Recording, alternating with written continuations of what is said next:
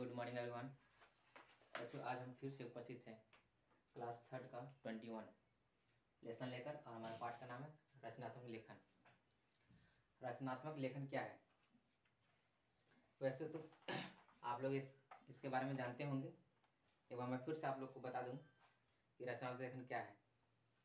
सही बच्चों को जो अलग अलग लेखन कार्य दिया जाता है, इसे ही हम रचनात्मक लेखन कहते हैं। जैसे कुछ टॉपिक दिए, जैसे चित्र वर्णन, अनुच्छेद, कहानी, पत्र और अपठित या अपठित गद्यांश। ठीक है। चित्र वर्णन में क्या होता है कि जब हम किसी चित्र को देखकर उसके बारे में विस्तार से उसका वर्णन करते हैं।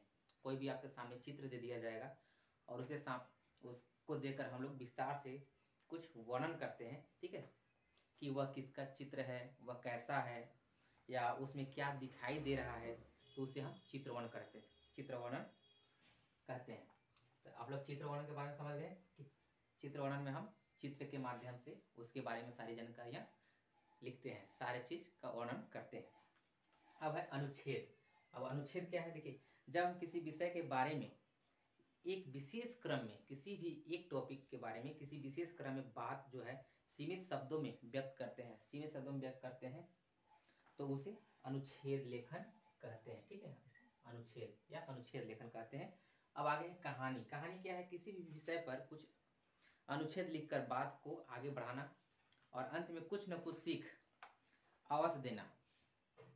जब इस क्रम में कोई घटना लिखी जाती है तो उसे ही हम कहानी लेखन कहते हैं या कहानी कहते हैं। पत्र अपने संदेश को दूसरों तक पहुंचाने या जानने के लिए एक विशेष शैली एवं प्रारूप में जब हम अपने विचार को व्यक्त करते हैं तो उसे हम पत्र लेखन कहते हैं। अब है अपठित गद्यांश। अपठित गद्यांश क्या है? वैसे तो अपठित का मतलब होता है बिना पढ़ा हुआ, जिसको हम नहीं पढ़े हैं। ठीक है, तो जब हम किसी ऐसे विषय को पढ़ते हैं जिसे हमने पहले न पढ़ा हो, ठीक है, उसे हम अपठित कहते हैं। ठीक है, तो आपने चित्र वर्णन, अनुच्छेद, कहानी, पत्र और अपठित के बारे में आप लोग अच्छे से समझ गए होंगे। अक्सर एग्जाम में चित्र वर्णन के बारे में लिखने के लिए दिया जाता है, या अनुच्छेद दिया जाता है, या ऐसे कुछ कहानी लिख कर दिया जाता है, या अपठित गद्यांश दे दिया जाता है, और उससे संबंधित कुछ क्वेश्चन आपसे पूछे जाते हैं।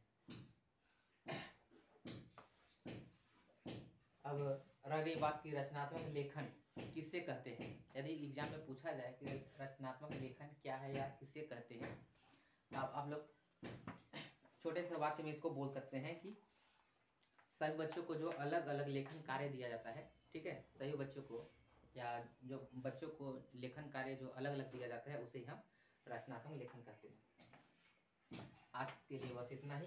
नेक्स्ट वीडियो में फिर से उपस्थित होऊंगा। तब तक के लिए धन्यवाद।